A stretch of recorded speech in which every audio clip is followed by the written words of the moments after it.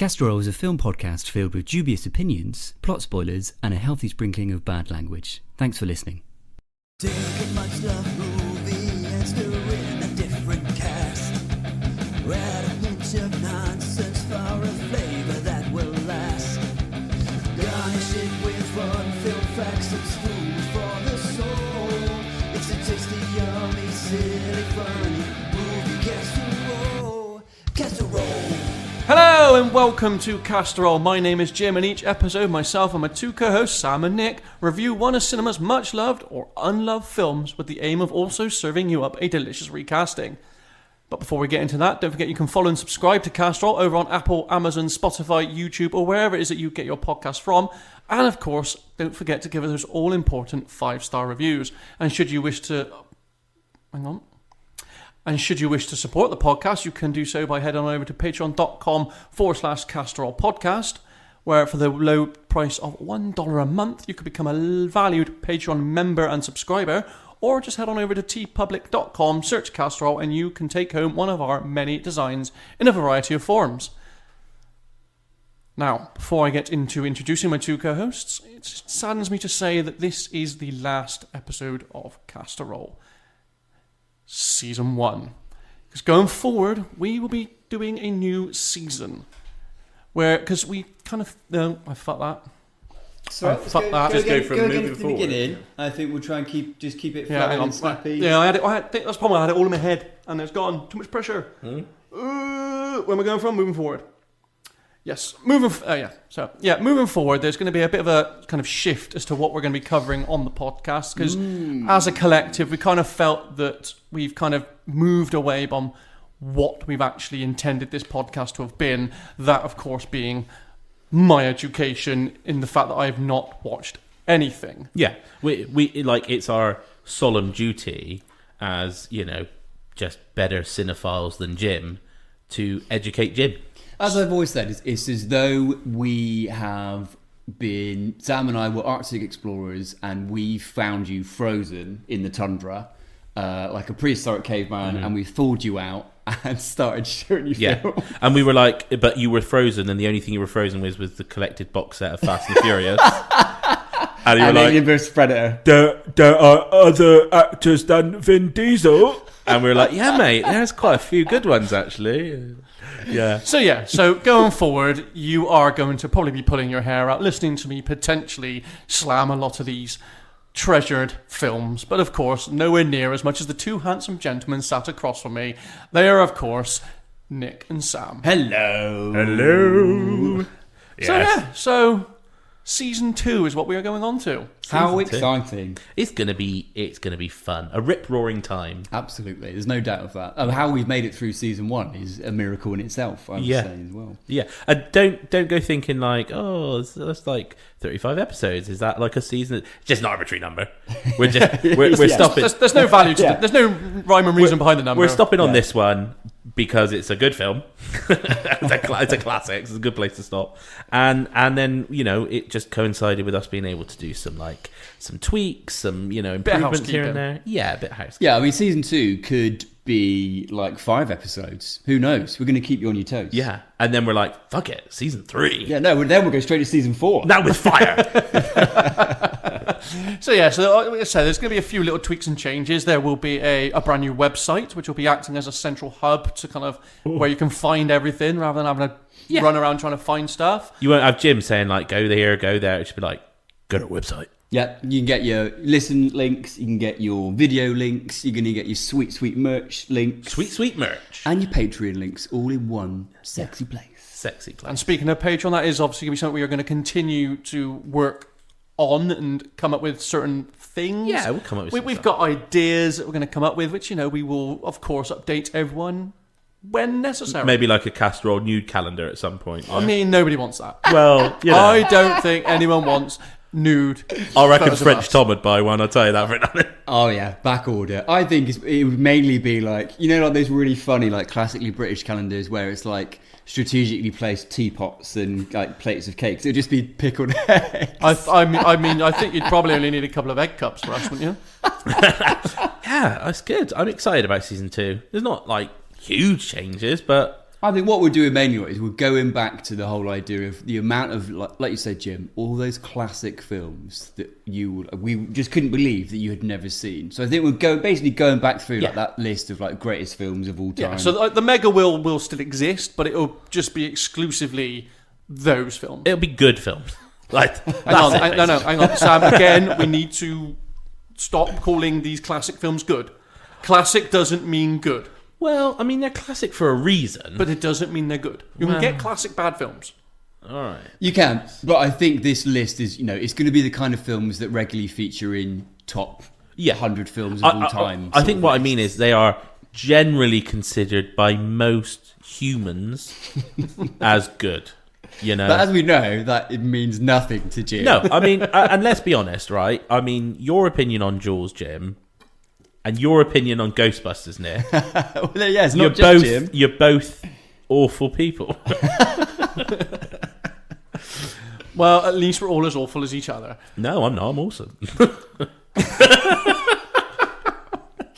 So that is what you can expect going forward. However, we're in the now. We are in the now. So what have we been watching? Okay, mine's going to be really quick. So is mine. Because I've actually watched something really interesting, a film, and then I want to wax lyrical about something. So the film, I watched Conclave.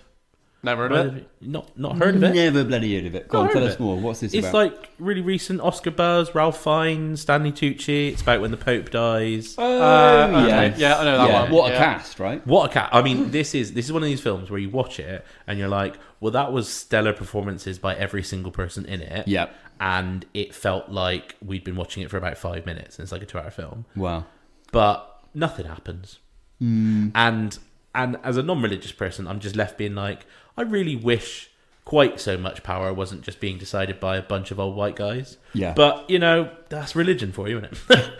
But yeah, it was just amazing performances, and like kind of one of those things where you're like, is the Conclave sort of that interesting, or have they just really heightened it? And yeah, it's crazy. But yeah, I'd say well worth a watch just for the performances by the actors in it. Ralph Fiennes, Colin Firth? No, Ralph Fiennes, Stanley Tucci, John Lithgow are like the main kind of guys. Right. And then there's other people that you will have seen in things. Quite right to cast Touchy Tucci in... Touchy Tucci in a Roman Catholic thing, yeah. And Don't try and paint him with that brush again. Don't try and hello, Touchy Tucci. I feel a lawsuit coming on. We can't afford that. We love the two. I think Stanley would love it. You think? Yeah. Like him and John Krasinski are like brother-in-laws now. Where did we even talk about? Touchy Tucci? Did it come up? Did we cast him in Now You See Me? I think I might have. Maybe. I can't remember. I think I've cast him in a few things. He's brilliant. I'd have to find the episode. I'm fairly certain the episode is just entitled Touchy Tucci. You know how we talk about a lot of like actors, and like a lot of actors are like really good, but I would struggle to think of an actor with more range than Tucci.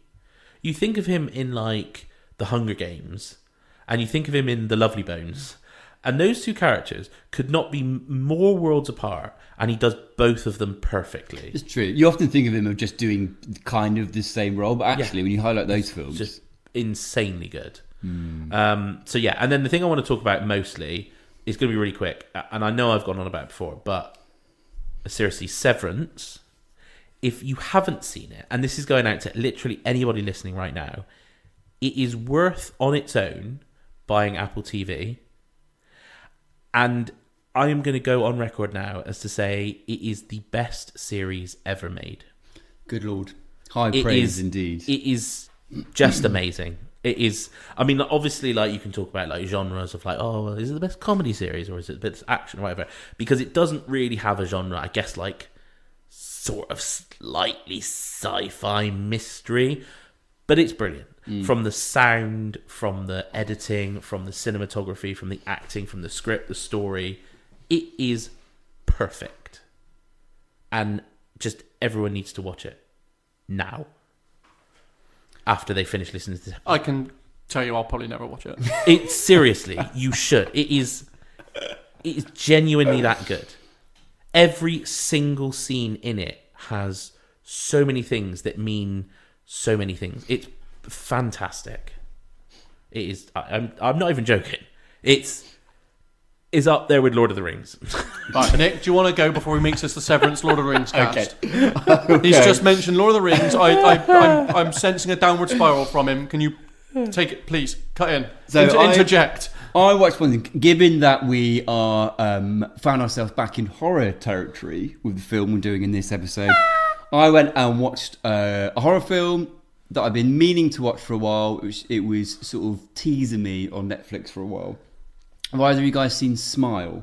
No. Or have you seen it advertised? I've seen it advertised. seen the I've advertisement. seen sequels of it out or coming out. It Seen all looks the adverts, good, yeah. actually. It's good, yeah. I thought it was going to be like a completely run-of-the-mill sort of slasher, typical flick, but no, it's really well done.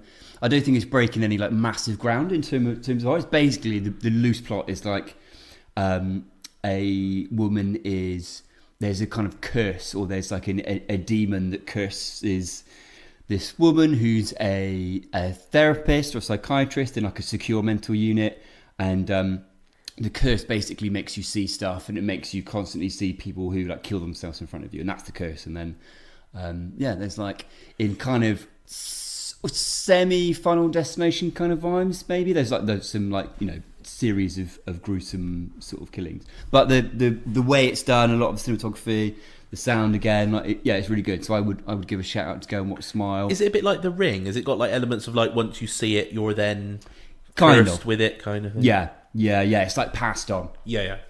And that's what happens in the first scene as well. Is there the song "Smile Though Your Heart Is Breaking"? I don't know, Because that song should be in it. it. Should Right? totally be in it. Maybe it is. Yeah, that's a Creepy shout. version of it, you know. Yeah. But there's some really great. I don't want to spoil it, but there's some great creature work. Oh, in really? there as well. Yeah. So it's really hard to get really impressed these days by like a really good horror monster, right? Yeah. Because like we've seen everything, but there is again, I don't want to spoil it, but towards the ending you do get something that's very unsettling. I didn't know there was a creature in it. That's cool. There you go. Well, I've ruined that. Spoilers! Surprise. I can also tell you I will never watch it. Oh, come on. Come on. You won't watch it either. I am seriously considering maybe one day possibly watching it. When it's bright enough and sunny enough outside. And Well then, when Jim. you're cuddled under a blanket going, yeah. Have you managed to fit anything in? No. Okay. No. Okay, cool. No. I came 1 year older, none the wiser, and in true Jim fashion, watched nothing despite intending to watch quite a bit. You didn't even manage to get a birthday watch in? No. Conclave was my birthday watch, actually. Despite there you go. despite sitting there for having 2 days off, I had a list of things I wanted to watch. Just couldn't bring myself to watch any of it. Just couldn't fit it in with all sat the... there in silence for 2 days. Well, no, Fit it all in with the I wanking. opted for the option of just turning the PlayStation on and spend 2 days playing PlayStation. But Nice. no, I mean I tried watching Paradise on Disney Plus. Just I've been watching that. I like it. It's just not as good as Severance. it did grab me at all. Not at all. Got the Severance marketing I team. tried over it. watching the new De Niro thing on Netflix. Hang on. Oh, that's meant to be really good. How much of Paradise did you watch? First 2 episodes. Oh, okay. Because a lot of people were like, finish the first episode. And I have to say, after the first episode, I was like, oh, it's interesting. Right. I might have to go back, but it didn't really do it for me. First episode, I watched the first episode of the new De Niro thing. I was like, oh, I'm not really bothered by that. What's that about? I don't think I know. It's like some kind of hacking terrorism threat. He's like an ex-president and comes back to do shit. Sounds a bit homelandy. It To didn't. me. It's one of them. I'm like, you know what, if you don't get me in the first episode, I'm probably not going beyond it. Do you know, there's nothing worse than that, is there, when you trying to find the next thing to watch and you try a couple of things and it just doesn't Hang hit on. you. Did you get into Game of Thrones? Yeah. Because Game of Thrones, the first 3 episodes are a bit pants. No. Amazing. I mean, They're like they're the all right. Like the first episode ends with the kid being shoved out the fucking tower. I mean, if that ain't a fucking like I guess it does way have, to get you back next week. it does have some incest and some child murder. I guess that's Everything you could need. everything you want. I Everything mean, you want. if a show don't really get me in that first episode, I'm not going beyond it. Wow. Okay. You're like the thing that like all studio execs fear. Yeah. That's why we get the shit we get Yeah. is because they're like, if we don't get them in the first time, and our sequels are gonna be bigger and have more explosions. Oh my god! The whole point of a pilot episode is to hook you in and be like, I want to see the next one. Yeah. If you're doing a really drab pilot, it's like, I'm not wanting to watch the next one. I think it depends on what mood you're in as well, right? Because you've got to be in a really good headspace to want to get into a slow burner as well. And if the series, I'm all for a slow burn, but if I'm in the mood to just want to sit and watch like something, cystitis. like a what? Like, if I'm in the mood to just sit and watch something, then I want to sit and watch it all in one. It's only 6 episodes long, so I was thinking I could just smash that out in a day. And I was like, I can't be fucked. Could not be fucked. Well, I tell you what. So I might go back to it one day. You never know. Next time we record, I might go, I watched Paradise all the way through, and I've watched that fucking and everything. Loved them both. But you never know. Definitely want to watch Severance, though. And when you say that, I'll be like, you talking to me? You talking to me? Talk to me. I'm sure you're going to find something, mate, that's absolutely killer. And speaking of which... Oh, that's a good segue, mate. That's not a bad segue. Speaking of killers, for our season finale, we've got a doozy. Oh, a little doozy. We've got a doozy. It's nice to come back to a classic. Just thinking about that's going to be our focus season 2. Because we've done some fucking weird ones in amongst the classics season 1. We've had Jules, we've had Gladiator... And then we'll throw in a Now You See Me and The Island into that mix as well. Yeah, I feel like I'm just going to say I feel very targeted there, Nick. I feel very targeted that the two they were your examples you gave were my picks. we will be doing I will also like to point out that one of those is one of our most popular episodes. Okay, fair. Yeah, but I mean that So not saying read into that how you will. we will still be doing like the odd film review of like more modern films that come out, but like our core is like trying to get back to like films that Jim, this really you should have watched. There's no excuse. And this is one of them. And this is one of them. This is Had one you of seen them. it before? You hadn't. No. Jesus. Right. Let's tell everyone what it is then. So for our season finale, we are doing Stanley Kubrick's The Shining. Dun dun dun dun dun dun dun. dun.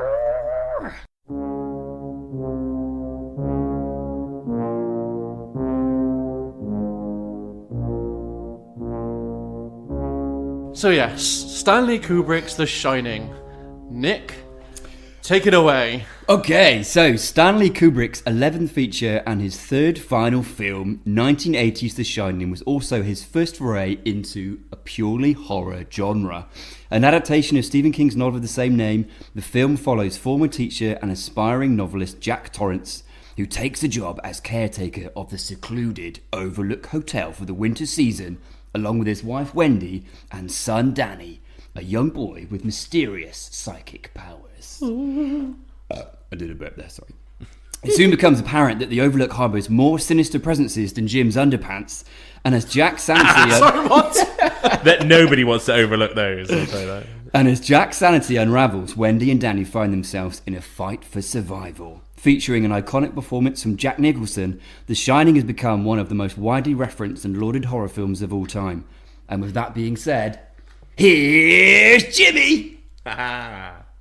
Because your name's Jim. Sorry, you're throwing me at you. Yep. Segue. Back to you, buddy. I mean, first of all, I'd like to just clarify my pants are clean. Wow. Mate, they have not been cleaned for the vast majority of season 1. That's yeah, that'll be a We've got first. most of the evidence on recording. Yeah, we that's the way we're doing a season 2, because we were like, you're changing your pants every season, and we just needed it to happen. So should we do our classic like 3 words? Ooh, okay. 3 words, and then we'll get into our thoughts, right? Yeah. All right, let's start with Jim then. 3 words. No, we shouldn't start with Jim. Sorry. No, you threw to me. What here is Jimmy. Oh, Jesus. I mean, this is going to be a good episode, I think. Bitterly disappointed. Whoa. Just the 2 words. Okay. Okay. You want mine? I mean, yeah. Beautiful, iconic, Yeah. inspiring. Polar opposites there, I would say. Yeah. I would say unsettling. I would say powerhouse, talking about one of the performances in particular. But I would also say aged, a little bit aged, I'm going to say. Yeah. Looks like the spectrum is fully on display here. Right. Okay. So I feel like let's start with the middle then. Let's start with you, Nick. Yeah. What do you feel is aged about it? So I think that I think it's quite obvious what's aged. Let's give one. No, I genuinely don't. I don't. I think we should summarise the film a bit. Oh more. yeah, of course. Let's get into what we're talking about. That's a good point. Let's go for this. Yeah. So this is Jim. Were you familiar? Have you watched a lot of Kubrick films before this? Don't be silly. Of course I haven't. Okay. So you've got films like Full Metal Jacket. You've got films like Clockwork Orange. You've got films like Eyes Wide Shut. I've seen Clockwork Orange. You've seen Clockwork Orange? Yeah, I didn't like it. Okay. Oh good God. How did you not like Clockwork Orange? I think it's a bit shit. Yeah. All right. I just thought it was a bit shit. I mean, I might have a new opinion of it if I were watching it today, but I did probably watch it 25 years ago. So, yeah. not enough killings. 16-year-old Jim probably couldn't appreciate that film. Yeah. As to what a 38-year-old Jim could. Sounds like 38-year-old Jim ain't appreciating much at the moment. I feel like you're misconstruing my two-word opinion. What was your opinion again? Bitterly disappointed. Interesting. Have you read the book? No. Okay. So this is coming off the back of Kubrick, but prior to this he'd made Barry Lyndon, which is like a period piece that was a big commercial flop basically. And I think he was pressuring himself, and he probably had studio pressure to create something that was more of a commercial success. And he decided to go into horror to do this. And he was reportedly was reading at home lots and lots of horror books. And there's a story that goes, people could hear from his offices, he was throwing books against the wall, like, not that one, not that one, not that one. And then he hit on Stephen King's The Shining, and he got right into it and decided that he would adapt The Shining. So it's an adaptation, but not like a perfect following, I would say, of the book. There's a lot about the book that's different to the film, and we'll get into this in a bit more detail. But the film basically follows the Torrance family, who are invited to the Overlook Hotel, this secluded hotel out in the mountains. And he's basically, Jack Torrance, played by Jack Nicholson, is going to be caretaker for the entire winter season, which I think runs from October to May. Maybe April. Okay. May seems a bit. Well, May seems a bit late in the year, don't you think? For a winter. Winter is normally December to February. Yeah. But that's what you would class the season as. But as for like that for a hotel, it's probably, I'd say, October to. Well, let's make sure we get this fucking right. Well, I'm just saying, May seems really late in the year to be closed. Well, they cover it in the dialogue so Jack Torrance asked, why, do you mind me asking, why would you, or someone asked, why would you close as from October? Do you not get fantastic skiing around that time? And they say that it's too costly to run because they would have to keep the road, which is like a 25-mile stretch or something, to get to the hotel. It's too expensive to keep that clear for the entire winter season. And the fact that the place basically gets snowed in, which is what happens in the film. Yeah. So we see Jack Torrance, played by Jack Nicholson, comes with his wife Wendy, played by Shelley Duvall, and their son Danny, played by Danny Lloyd. And they move into the hotel for the whole winter season, and that's basically, so Jack is an aspiring novelist. Wants to find a secluded place so he can work on his first novel. And I think he's pressured himself to make it a success, and that's when, over the days and nights, we kind of see his sanity beginning to unravel. And then obviously we've got some of the most iconic visual, particularly moments and audio moments in horror of all time in this. You've got the twins, you've got the here's Johnny axe through the door, elevator of blood, the carpet, all those feel like so like 80s visuals in the 70s. The kid bike on the carpet and the hard floor. It's so good, isn't it? Oh, as the wheels of the bike go over the carpet, then the hard floor. And his little... Oh, it's so good. So it's probably one of the very first We're going to films- ignore the fact that the audio is really out of sync on that bit, though, yeah? I mean, it's But not perfect, but it's not meant to be. It's meant to be like heightened, and it's also done to then be timed because it's then in the music later on. And I'm guessing they couldn't get a kid to ride exactly the right tempo to go over carpet and stuff. But it's good enough. No one other than you, weird Rain Man person, really sits there and goes, "Oh, the carpet." And I think as soon as you decide you don't like a film, you start getting annoyed by it. Hang on. Have I said I don't like the film? Well, but you've not been disappointed. Sounds weird. like you didn't like. Right, come on then. Let's. We've set the scene. We've explained the core cast. I think the only other person maybe to say other core role is Dick Halloran, played by Scatman Crothers. He's a scat man. Who's the chef of the Overlook Hotel. And he is the other person in this film that shares what becomes known as the shining, so the psychic ability, which in the book. Have you read the book, Sam? No, I've not. No, I've not. But I have seen a review of the book, so I'm aware got of the the gist differences of, like, and the issues that Stephen King had with it. And then, Yeah, King didn't like this film. He sounds like he had He a hated similar review than Yeah. Jim. Although He we're about to hated find it. out. he said bitterly disappointed. And it was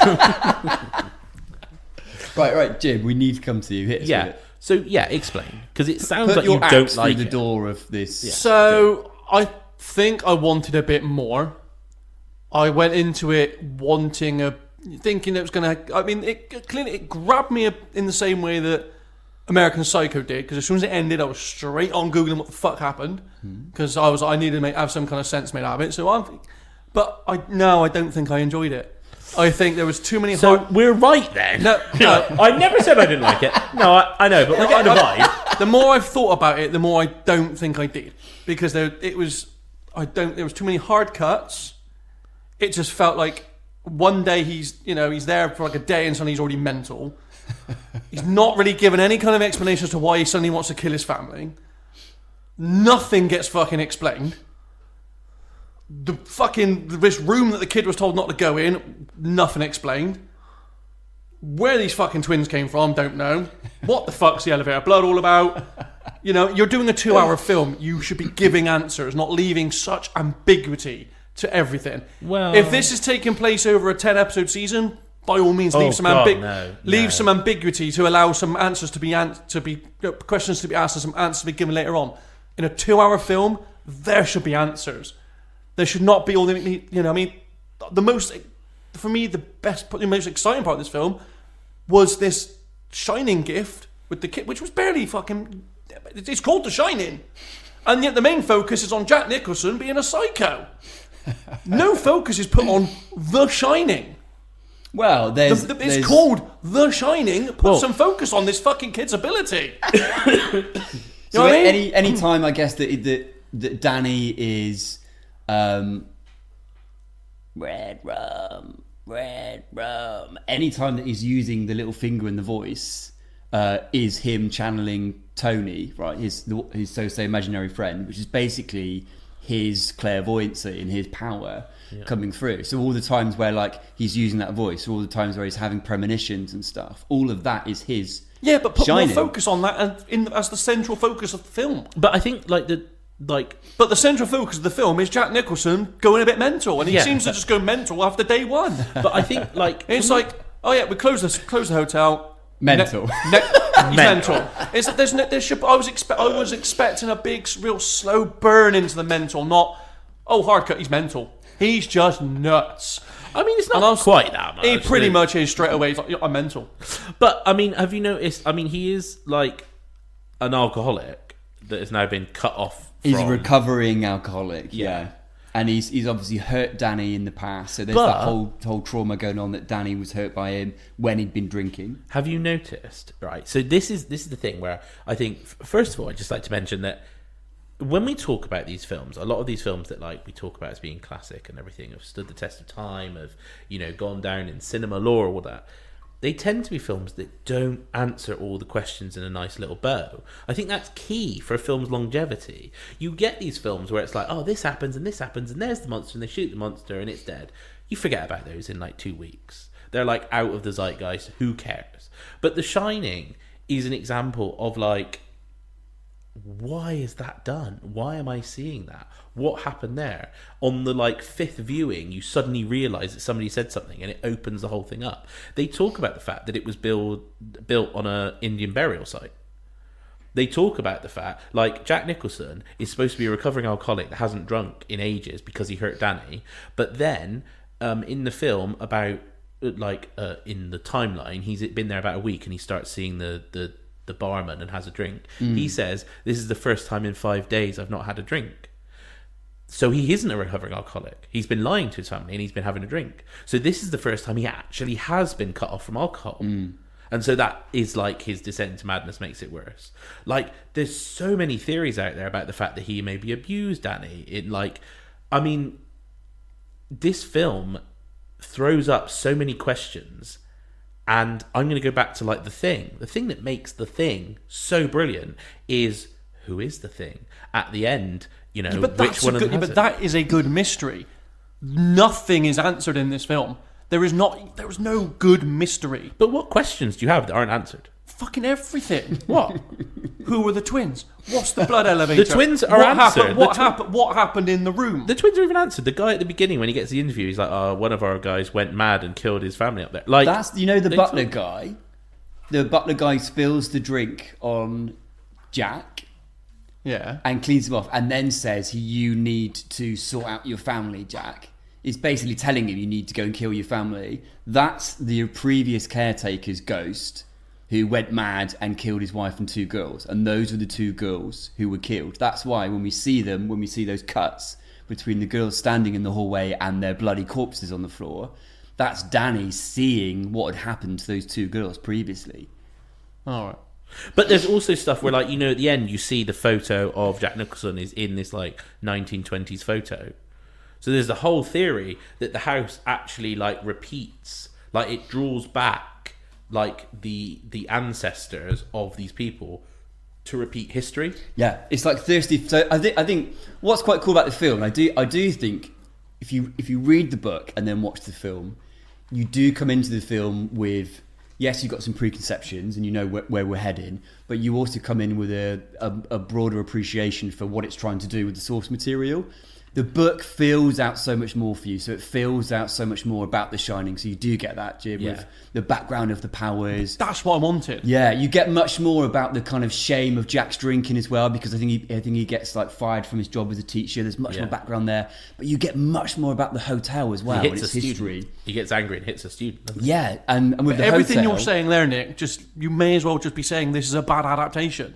No, because you're just listing off loads of good stuff. Yeah. That would make an excellent film. Well, I mean, now suddenly, and it's the one person whose opinion really should matter is the person who created the source material. Well, and say he's that. saying he hates the adaptation. Well, he's grown to like it, and also if you really feel like that, go and watch his 1997 version of The Shining that he made himself.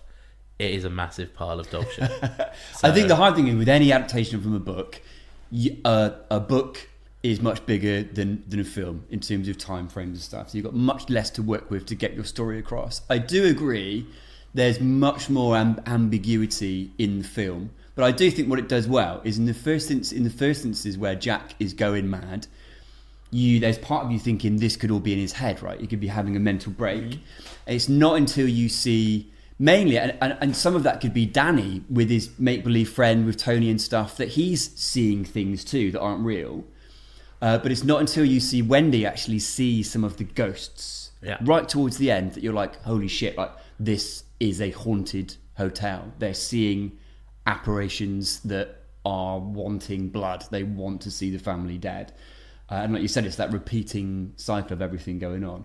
But I just think, so much of this film does hinge around an absolute powerhouse performance from Jack Nicholson, and I think that they actually Shelley Duvall's, and Danny, they're all really good. But I would say hers is almost for me better than Jack Nicholson's.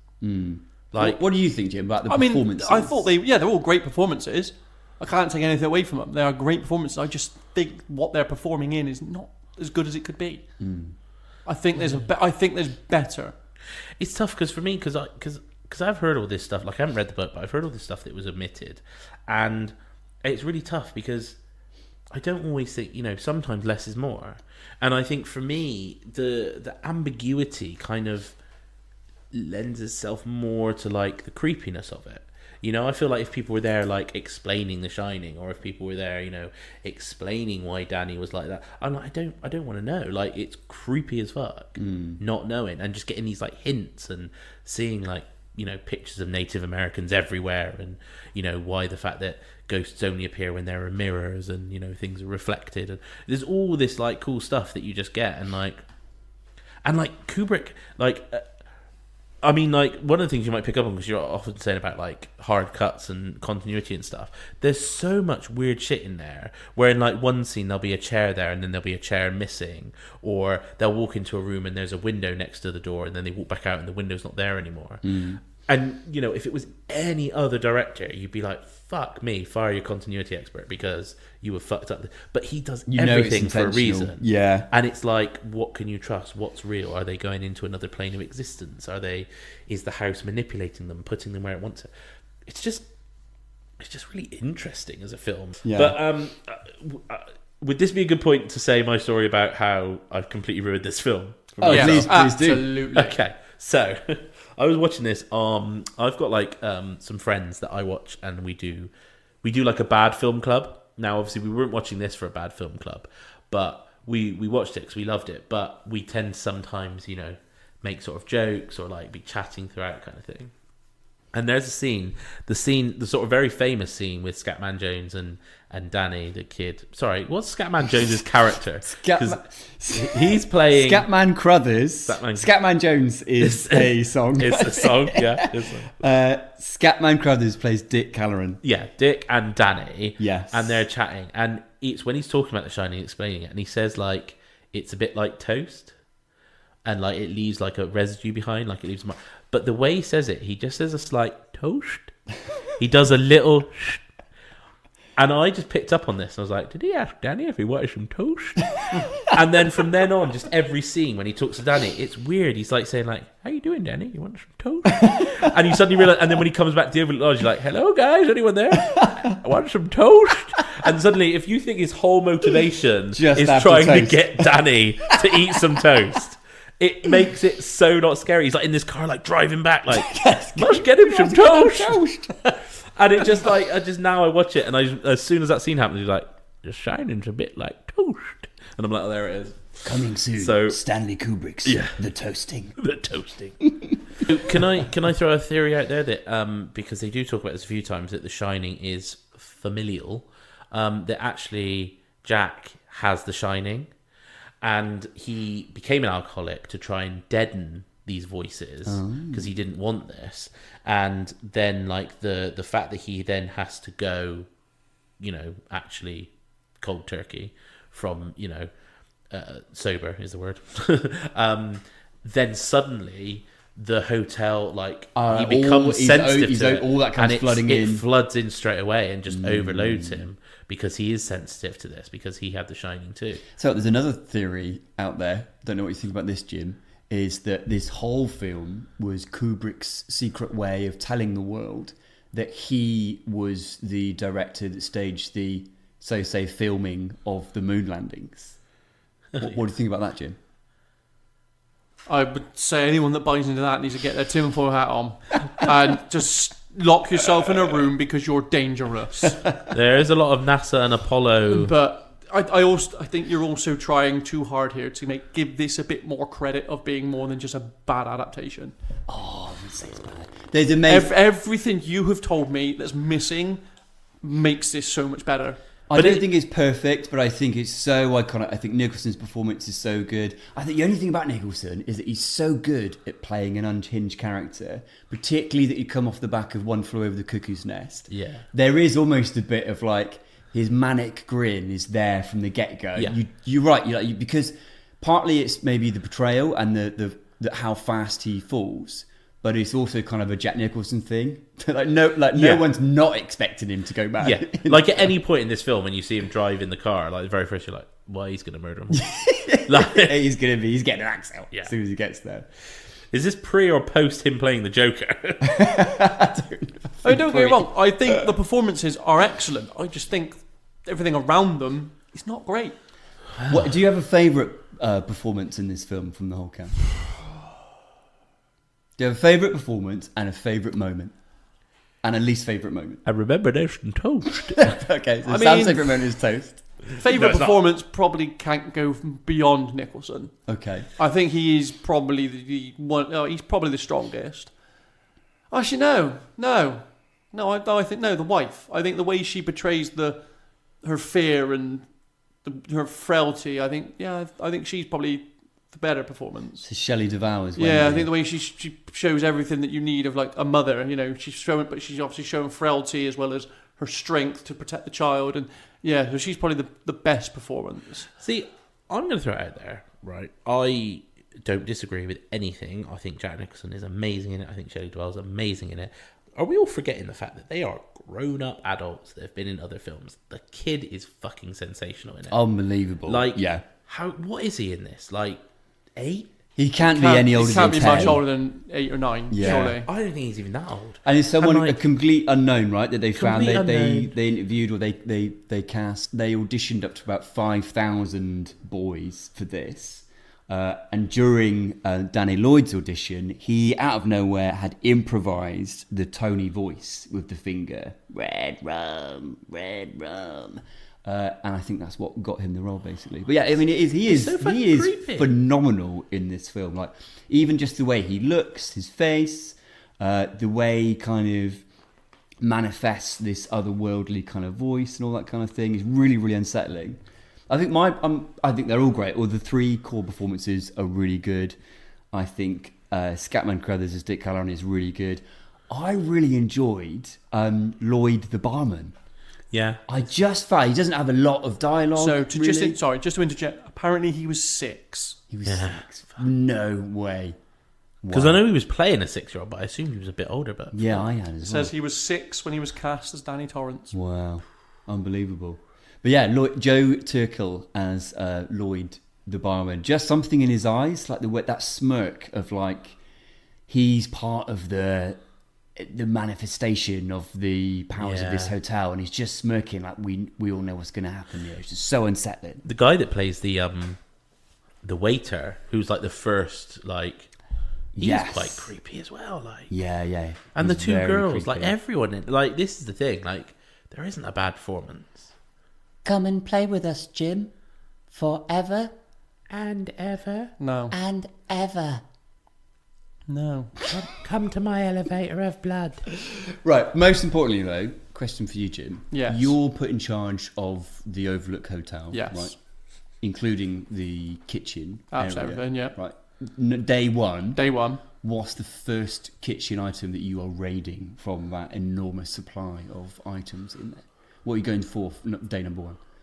I mean, I don't really know what they had in there. Oh, mate. They didn't really show what was in their Right, pantry. use your imagination. There is like a 10-minute scene where Dick Hallorann is taking Wendy through everything in the kitchen. He doesn't really show what's in the pantry, though, does he? Yeah, he itemises every single doesn't thing. really. Right, let's just fucking hell, Jim. Fucking hell. Are you going to the frozen meats? Are you getting the steaks out? Are you going straight for the giant thing of peanut butter? I'm not going for the frozen. I'm getting rid of the perishables. God, you're a boring motherfucker. I'm I'll getting tell you rid what I'll do. I'm getting rid of the stuff that I'm not going to be able to eat in a couple of days' time. Okay. I'll tell you what I'm not going to do. Yeah, all the frozen shit is that's long life. That's going to last me till the end. Jim, just I'm getting rid of the shit like the yogurts and the stuff I'm not going to eat in like a week.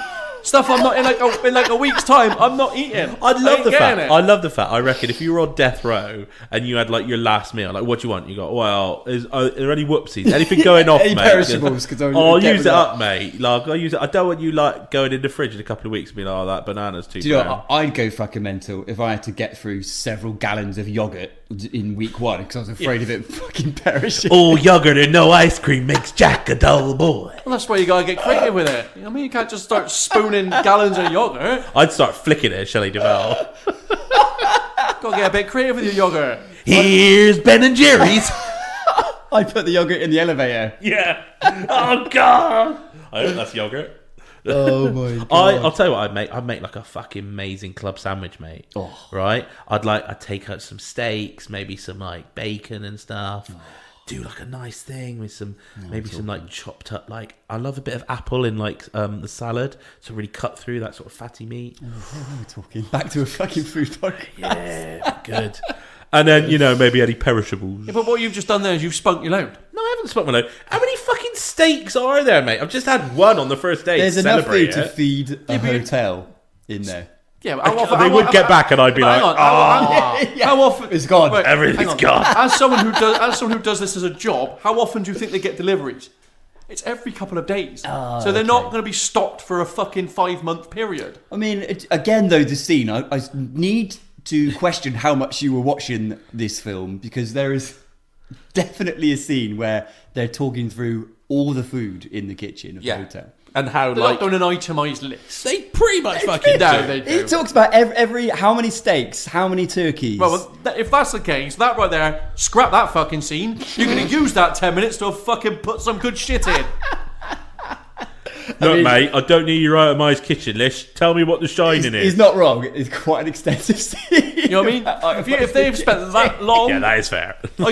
there's probably a reason I'm not picking. I probably zoned the fuck out, going, "What the fuck is going on here? Why are we still walking through a fucking kitchen talking about fucking steak and bacon and pasta?" I guess it's to put you as the audience member into the hotel. Oh, I know I'm in the hotel. I Do you know can what I mean? see the There is a hotel. job to be done. I am well genuinely- aware we're in a hotel. I genuinely think that if Jim was in this film, I think they would come back, the ice would melt, they'd walk in, and he would be fine, and the hotel would be like, I've nothing I can do with him. He is impossible. I've tried, like all the ghosts just walking out. All the ghosts would be gone. Yeah. Challenge accepted. Yeah. He's drove us absolutely mental. The barman's just like, fucking. The barman's behind the bar. He's necking it all. Yeah. It's just like hung himself. the ultimate exorcist Yeah. sent into the hotel. Yeah. Jim. Your mother sucks cocks in hell. No, well, she doesn't, does she? Come on now. Right. My mother's not even dead. Just kind of. No, just stop. Right, let's do that's meat. that's not a bad reaction to what I'd probably be like. Meatballs. Let's do meatballs then, yeah?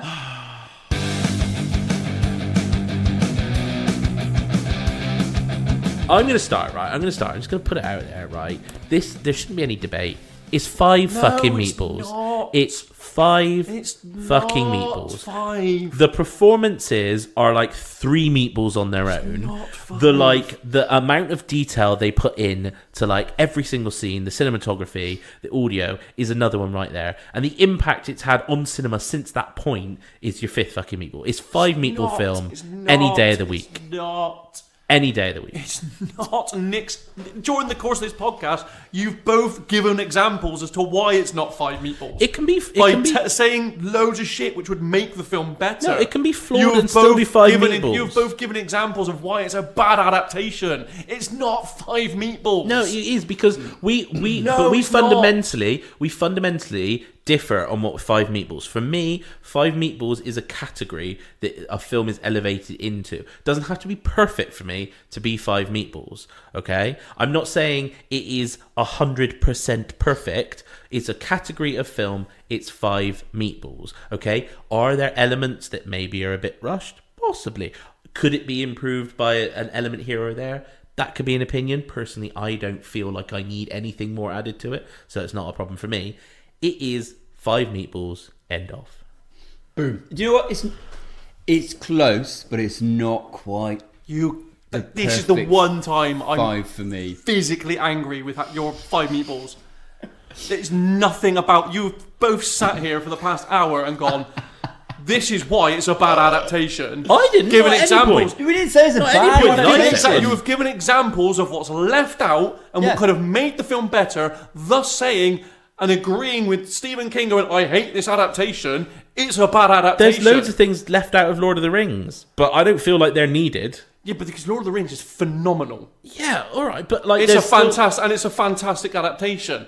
You have given examples as to what's been left out for this to be considered a bad adaptation. No, it's just we've not, given it's examples. not 5 meatballs. There's We've nothing given- about it that's 5 meatballs. The performances are the best, some of the best in cinema history. But it doesn't give it 5 meatballs because everything around it is not worthy of it. But like I was saying, like for me, there are things that add towards it. If I think about the sound design, that is fucking good. If I think about the cinematography, that is fucking good. If I think about set design, that is fucking good. If I think about the script and the performances, that is fucking good. The sound If of this film, by the way, is amazing. It's amazing. The use of music, the orchestration, the building dread, the sound effects. The is weird, really quirky things where good. he's looking at a model of the maze, and then you see an aerial shot of the kid and the How wife did they do going that? through the That maze. shot's amazing. It's just superimposed, like a shot of them on the model. Good. It's very there's so many things where I'm like,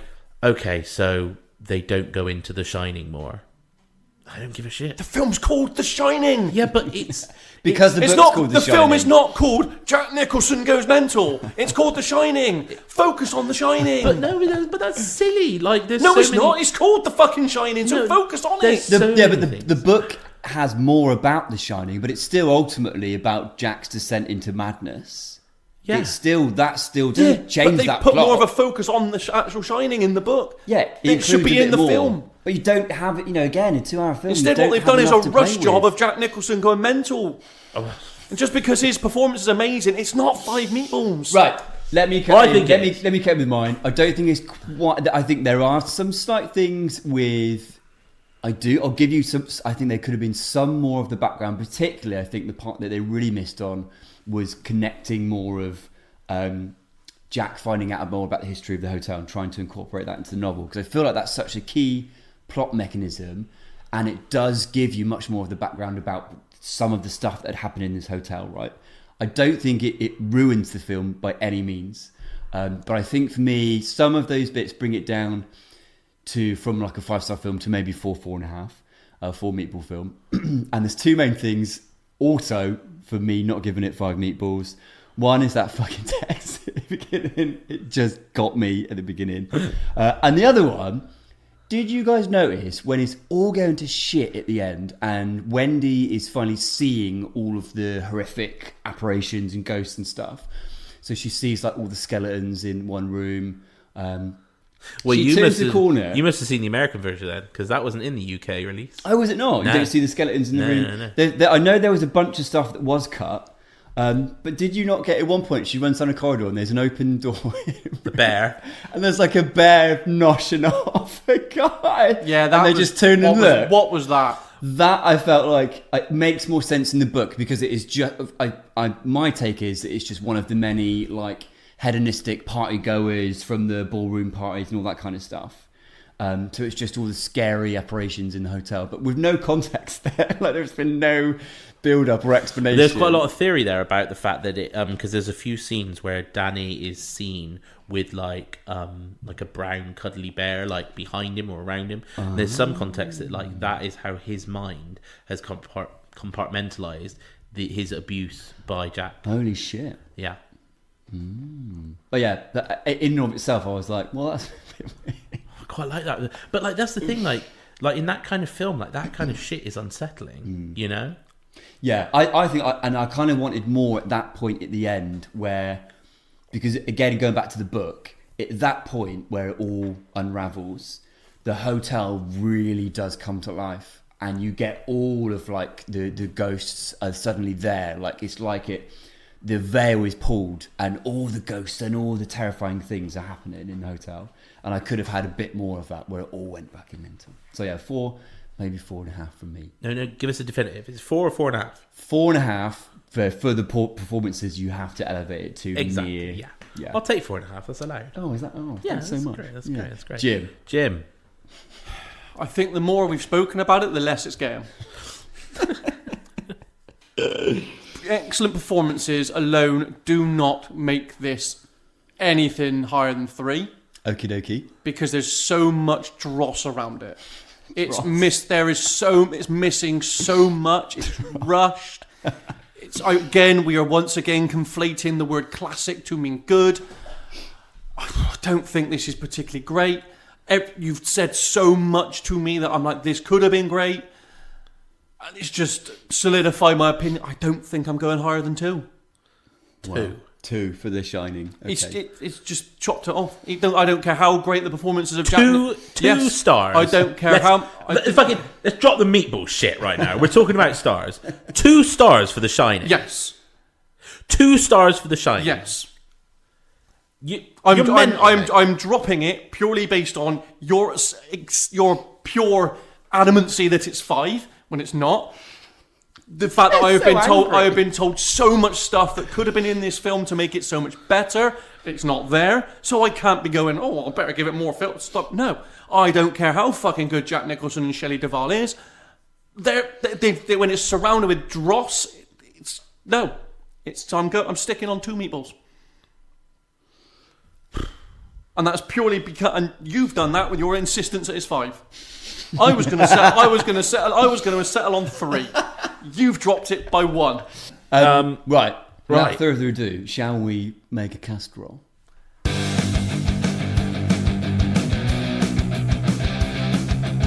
Okay, let's do this. So it's worth noting that we're only doing Jack Nicholson and Shelley Duvall. Yeah, I mean, it would be impossible to recast Annie. I mean, like, there's, like, like Macaulay Culkin from the 90s, or, like, fucking... I mean, it would come up... Hannah Montana. It's going to come up with some not very great Google searches. Child actors age 6.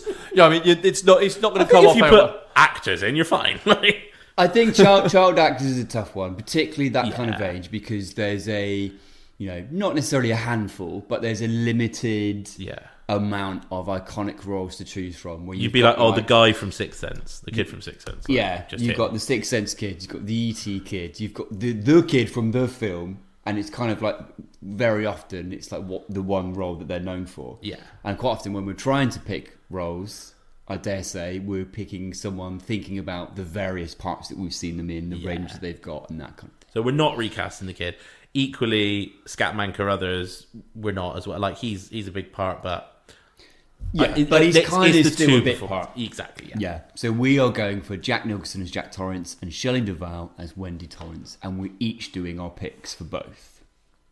I don't know where we want to put Jim in the order of this. Shall he be the middle of our shit sandwich? I'm happy to jump straight in. Yeah, go for it. And take this. Cool. So I was thinking about whether to go for like a slightly different take on this. I think a very easy pick and a very effective pick for Jack Torrance would be someone like Joaquin Phoenix. Yeah, he's on my list too. There we go. Who we've seen time and time again in kind of very similar roles, like the Joker.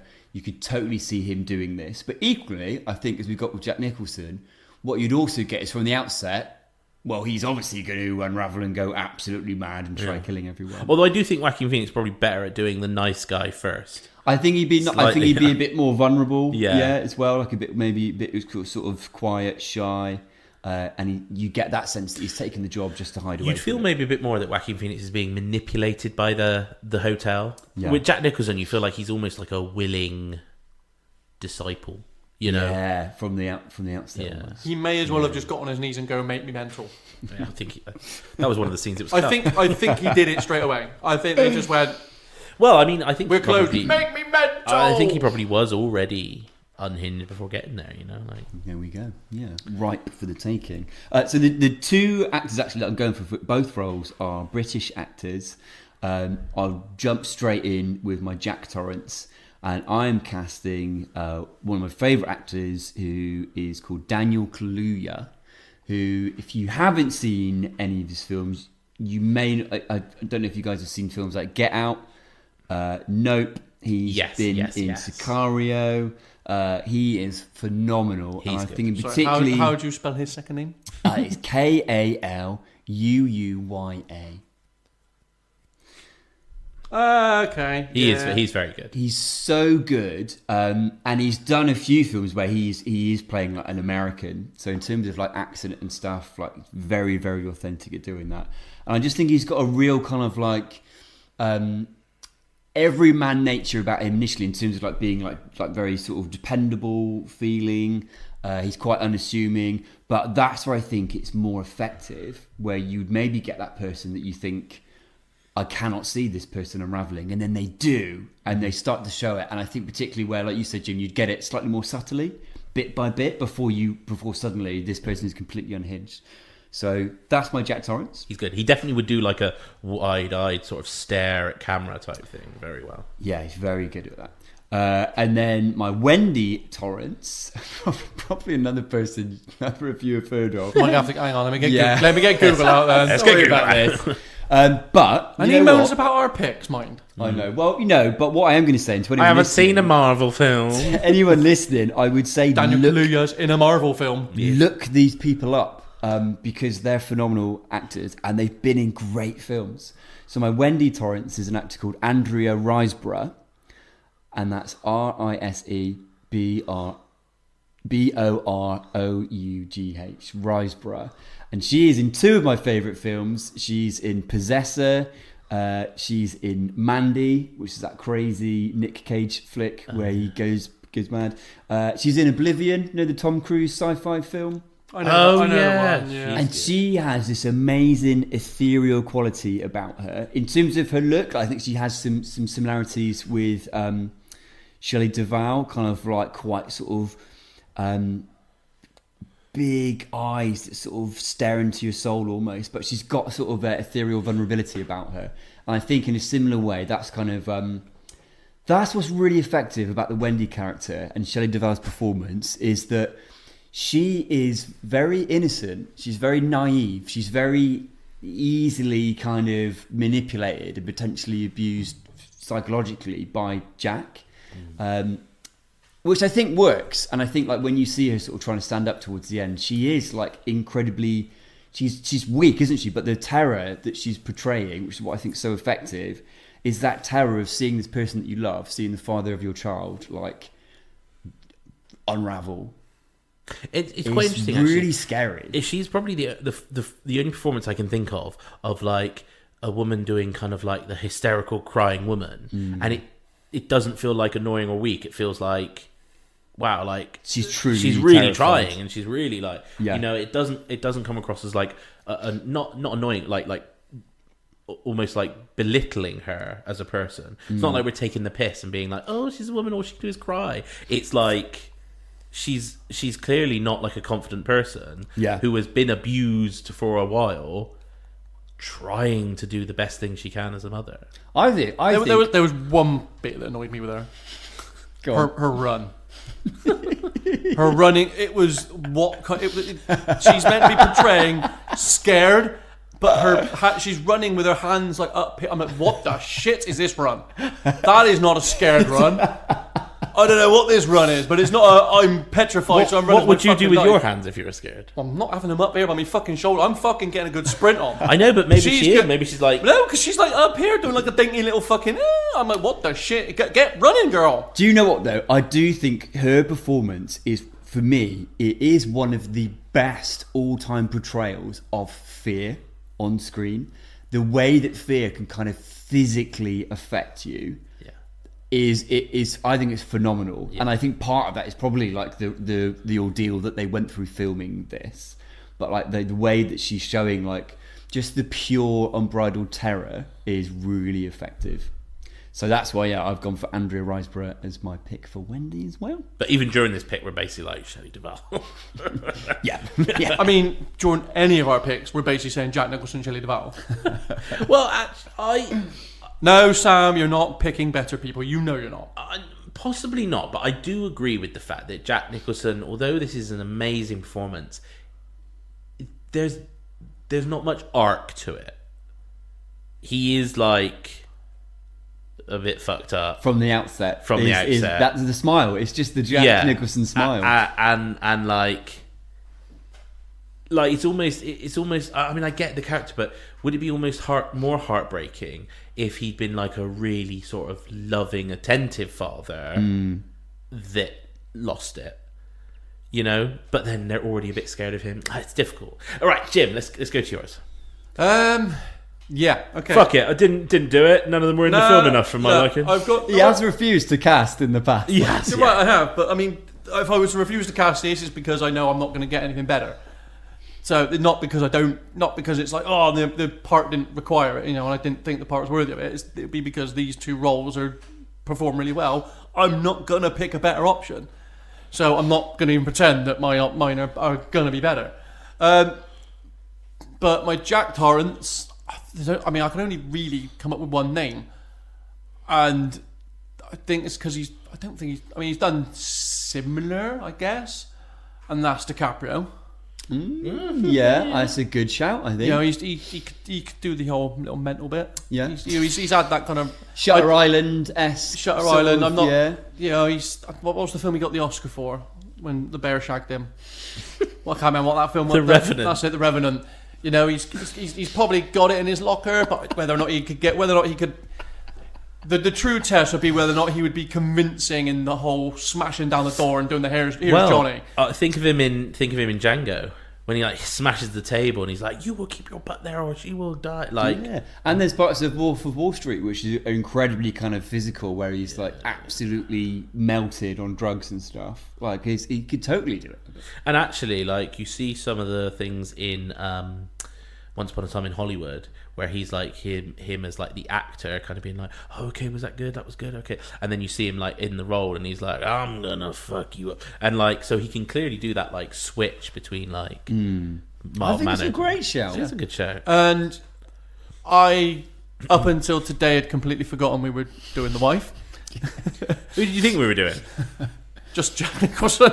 Just Jack. I'd completely forgotten. Simple Jack. I completely forgotten we were recasting Shelley Duvall's character. Okay, who you got? So I just picked a name of someone of someone who I like. That's Anne Hathaway. Nice. Yeah, she's good. She's good. I'm not sure she's got quite the emotional depth for this. No, probably no not. offense, Anne, but she's a name. She's a name. She's a name, and she's someone that I like. So I was like, yeah, fuck it. Okay, excellent. That's good. I really like DiCaprio. I like DiCaprio. Yeah, right, Sam. Okay, so I did have Joaquin Phoenix as one of my potentials. I had a guy that I just love, and I feel like I try and like throw him into a recast a lot, but Sam Rockwell, he's just so brilliant. And if you see him in Moon, he does the isolation, going a bit mental very well. Yeah. So I think Rockwell would be good. But I've actually gone for someone who I may have recast quite recently in some stuff. And you kind of actually put me onto him, and I've now noticed him in a few roles. He's phenomenal. But Jesse Plemons, he's just so good. Yeah. He is like, this isn't doing him a disservice, but he is like the second coming of Philip Seymour He Hoffman. really is. He just, any role, like he can be like your friendly next door neighbor or the most chilling like serial killer ever. He's so good. And so I just think he, like, I don't necessarily want to go with like a kind of like a Hollywood A-lister, like, because I want it to be more about the sort of the holistic approach rather than like, oh, wasn't that a good performance by DiCaprio, or like there's one of the things about Nicholson, everyone's like, what a good performance by Jack Nicholson. I'd rather people be like, that was just a phenomenal performance by an actor in a role. So that's why I've gone with Jesse Plemons. I think he'd be great. I love it. He's so good. And then for Wendy, I kind of went through a few. Like I thought, like maybe because I think the look is really similar, that Anna Taylor-Joy, I think she looks a lot like Shelley Duvall. It's quite funny. Me and Nick were chatting about her in the car. We don't rate her at all. That's my problem, is I was like, she looks a lot like that kind of person, I feel. But I really like what's the Queen's Gambit. It's very good. Yeah, I don't think. Yeah, I didn't.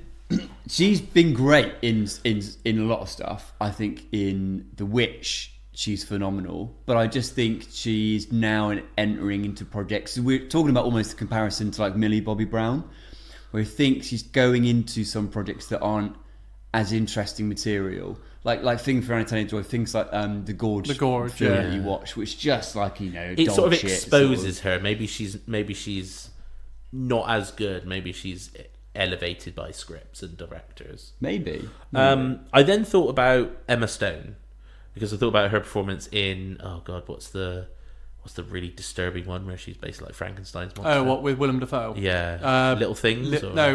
Pretty Things. Pretty Things, Some yeah. like little Which things. I like found that, so disturbing, but she does give a phenomenal performance in that. But I actually went with someone, and I think this would make a really interesting dynamic, and I think she could definitely do it. Jack Clement's real life wife, Kirsten Dunst. I think Jack Clement, Kirsten Dunst. Are they together? Are they? Yeah, they're married. Yeah. Do you know that's they look similar as well, don't they? A They lot of couples brother look and similar. sister. Like that's a whole thing. Basically, it talks about the fact that you're basically just attracted to yourself. That's the whole thing. Interesting. But yeah, so I've gone with Jesse Plemons, Kirsten Dunst, real life husband and wife. That'd be a very interesting dynamic. I like it. I love Plemons as well. I think particularly for Jack, we've got some real strong choices. Yeah, here. maybe do just like my Andrea Riseborough for Wendy. maybe just actually let's just recast. Let's keep Shelley Duvall because Okay. she deserves it. She just mentioned actually she sadly passed last year. She did. So she won't get to hear this recasting. I mean, nor will anyone else. I'm that fairly we certain talk about. Jack Nicholson's not going to hear this recasting either. What? Who did they recast me with? That almost went a bit Nick Cage there. Yeah, okay. Nick Cage is there's a version of The Shining in another dimension where Nick Cage is Jack. To be honest, Nick, I'm just glad you didn't suggest either Michael Cera or Vince Vaughn. Michael's fucking hell. Michael Cera is one of the ghosts. Vince Vaughn, mind. No. Oh, Michael Cera as the barman. Michael Cera. Do you know what? Vince Vaughn could also be the barman. Vince Vaughn can fuck off. Come on, he could be the barman. Vince. He could be if he's playing it dead straight, not trying to be funny. He'd be a great Lloyd. He'd be a great Lloyd. I don't know why you guys are so hating on Vince Vaughn. He's just not good. What's he ever done to you? But Apart neither's from those Kirsten Dunst, films and you you've don't just like? recast her. Kirsten Dunst is good. She's not. We've been through this before. I don't like her. I think she's rubbish. What have you seen her in that she's rubbish in? Pretty much everything. Okay, good. Narrow it down. Pretty much any film I've seen her in, she's rubbish. Oh, fuck it. Go with Emma Stone then. No, we're going with Andrea Riseborough. Thank you very much. All right, yeah. Right. Well, I dare say we've probably not improved upon those iconic performances. You can't improve on it. It's a 5 meatball film, so... 2 at best. Right. That's one each for Jack Nicholson and Wendy. Yeah. Shelley Duvall. Shelley Duvall, yeah. Wendy. Oh, I don't know. I'm tired, alright? I'm fucking tired. Right. Closing thoughts. Closing thoughts. Yeah, I mean, like, I feel like I've been pretty nailed my colours to the mast straight away. I think it's a brilliant film. I think it is a filmmaker's film because I think there's so much to analyse and so much of it. I mean, I picked that lampshade because I love the carpet in The Shining. You guys can't see this as a podcast. A very shining lampshade. But there is a lampshade in the corner of this kitchen, and it is basically the pattern from the carpet in The Shining. It really is. It's so iconic, and I know that I use that word a lot, but it is like you see a single frame from this film, and you know it's the film. You know it's The Shining. You see other films that use hints and little bits and homages, and you're like, that's from The Shining. If all of these amazing filmmakers love it, who are you, Jim, to denigrate it? I mean, like I said, Stephen King hates it. No, he doesn't anymore. No, he hates it. No, he doesn't I am anymore. yet to see anything to suggest he doesn't anymore. He hated it, and then they said that he now appreciates it for what it is. I'm not seeing that anywhere. So if he hates it, I am well within my right to hate this film. I mean, Stephen King's a fucking Because weirdo. yeah, but if he's wrote the source material and he hates it, as far as I'm concerned, that's the only opinion that matters. I think it is a masterfully made film, but I think as a masterpiece, it may be ever so slightly flawed, but it's near perfect. There's just a few things that could have been. But what I would say is read the book. Absolutely, even if you're not like a big horror book person, go and read the book. I think that you'll get that much more about the characters, about the backdrop, and then maybe once you've read the book, go back and watch the film. No, because that'll annoy me even more. That'll make me go, "What a great book! What the fuck's this adaptation?" It didn't annoy me in the same way. It's also had the opposite effect with me now with Jurassic Park. Jurassic Park is still phenomenal. Yeah. But I've read the book, Yeah. and there's such a better film in there with that book. I think arguably, I mean, Whereas if I now read this book, I would then go back and go, yeah, The Shining's really not that good. I think that is always the challenge of even with a great, what you would still consider as a great film, the book, because it's your imagination, right? And your imagination is always going to give you the best possible, or maybe not. Well, it's But not. Imagine it's what's included in the book. Yeah, but it's the way that your mind brings that to life as well. I have to say, and I know you're going to do a big about this. Don't but- say, no. You're not allowed to speak about Lord of the Rings. Nick, keep talking. All right. In fact, we're coming to I won't say it. I final won't say thoughts. it. I won't say it. Final I thoughts. won't say No, it. my final thoughts. You've had your final No, thoughts. I haven't. Yeah, you did. No, I haven't. You did. Your final thoughts were, if Stephen King don't like it, I No, that don't wasn't my like final it. thought. Right. That was me just interjecting on you. I've had mine, Jim. My final thoughts. thought. It could have been so much better. Okay, Sam. I've had my final thoughts. It's perfect. It's brilliant. It's a movie masterpiece. Okay. Maybe not a story masterpiece, but it's a movie masterpiece. See right there, that's a star knocked right off. No, it's not for me. Look, would you like to see? Would you like to know about any other recommendations for a horror film that I think would give you? No, Okay. Well, because I mean, you can, but I'm never going to watch them. So, having said all that, okay, we're not going to agree on the meatballs for The Shining. That's fine. Have we got a mega wheel? Because obviously this is the last one of season 1, but we got season 2. So we mega wheel in for season 2. We do have a mega wheel for season 2. Oh, We do have a wheel comprised of all these iconic films ready to go. yeah. So The let's educating see. Jim wheel. The educating Jim wheel, yes. So let's see what we're educating me with this on our debut episode of season 2.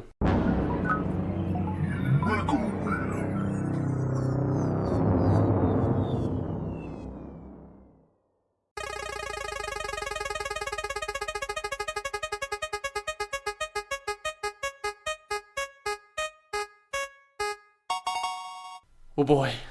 Oh, I like the face he's making. Oh boy. Wait, first of all, have you seen this film before? No. Does it count as a classic? Oh yeah. hopefully you wouldn't have seen any of these films. Hopefully, from yeah. now on. I mean, yeah, I'm sure we could make a huge wheel of films you haven't seen. What is Listeners can't see this, but I'm scared to say it. it? Oh, okay. We are doing The Godfather. I mean, that's a strong opening. Just remind us, Jim, your general thoughts about any kind of gangster film as a genre. I can't stand the trope. What did you think? I can't remember what you thought of Casino now. Needed about. I mean, you agreed with me. I can't remember what I said about it now. You agreed with me that it was about 40 minutes too long. Yeah, it was a bit. Far too much. Fucking. You thought it was dull. It was very dull. Yeah. So I think, I mean, whereas... The Godfather's a very different beast. I just have Yeah. a real issue with the gangster trope. It just feels like they're playing a stereotype rather than I mean, rather than a mob boss. It just try feels and- like they're playing majority of the time. Whenever I see that trope on screen, they're playing a stereotype rather than the role they're meant to be playing. Try and remember with this one though. This is the one that launched all those tropes. Like, Yeah. this is the originator, the innovator. Oh, This is I the will gangster have that film. in mind, but it's still, if it feels like I'm still going to be aware, it might, to me, feel like they're just playing a stereotype. Well, we've got that to look forward to, everyone. Yeah, it's going to be interesting. And that was the Mega Wheel for season 2.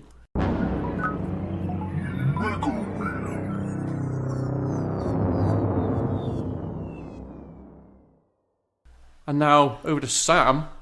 Audio aperitif.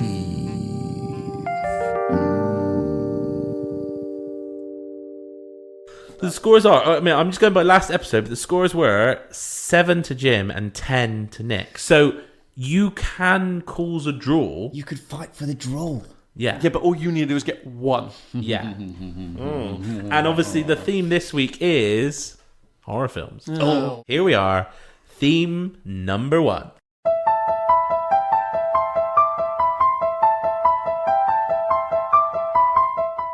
Okay, that was the first one. For all you at home, and obviously for you losers in the studio, let's play that one more time.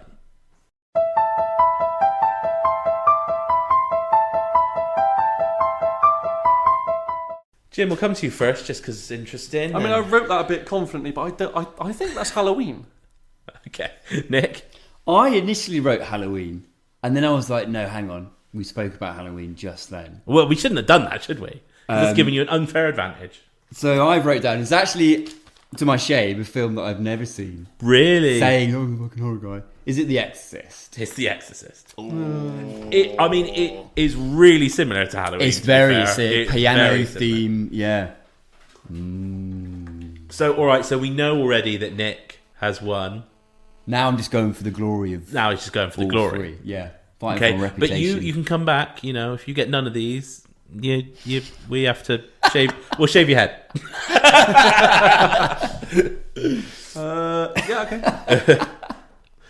Right, ready? Here's theme number 2.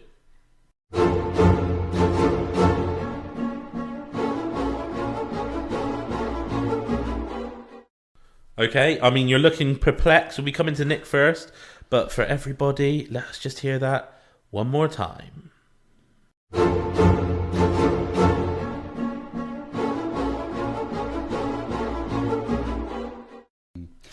Is it? That's far too jovial for a horror film. I think that's jovial. That's far too fucking jovial for horror. If it's what I'm thinking it is, I mean, I've not written anything yet, mind. There is a passage of that music that is even more iconic for a very particular moment. But is it Psycho? Jim? I mean, I've not written anything yet. Give me a chance. Oh, how much chance you need? You heard the song twice. You should have said wait. I told you just then I haven't written anything. Well, yeah, but I thought you were like, because I haven't got Because anything. I was thinking. Well, no, you can't have Psycho. Well, I don't care anymore. If it's Psycho, it's Psycho. I don't fucking care. Well, what would you think it is? I don't know, because I was thinking. Well, keep thinking. Well, no, because no, it's fine. I don't write anything. I don't know. It was Psycho. Because obviously there's the shower bit, isn't there? Which is the...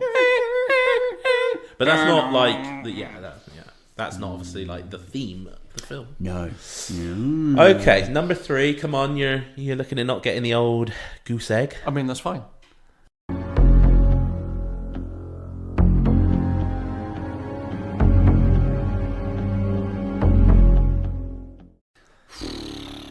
I'm more than happy with the goose egg, since you're asking me to name theme songs for a genre that I have categorically stated that I don't watch. That is true. That is true. All these films so far, though, I have not seen. And also next week we're going to do. Watch Psycho all the way through. We're going to do car sounds of the Fast and the Furious. If you don't mind. One more time for the listeners at home.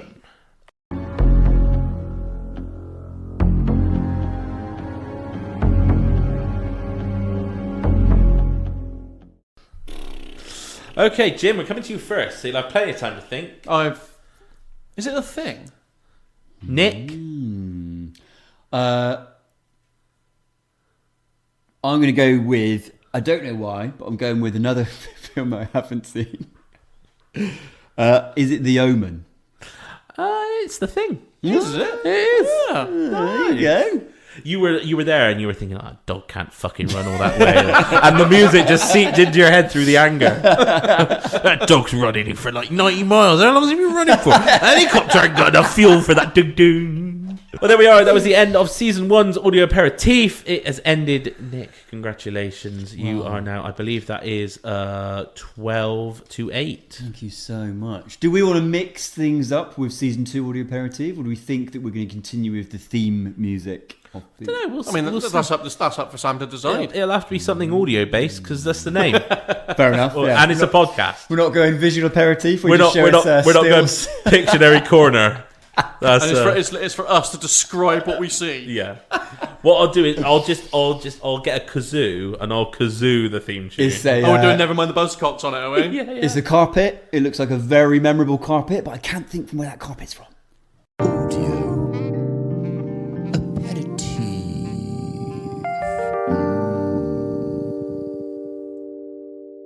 Well, there we are. Well, is that it? It's the end of season 1. It's the end of a little The end mini of era. season 1. I mean, are we going to be taking much of a break, or are we going to be back in 2 weeks? It's a bit of a break, just to finish some things up and get some stuff in order. But won't be much for the audience. I think they'll probably miss 1 week in terms of for them.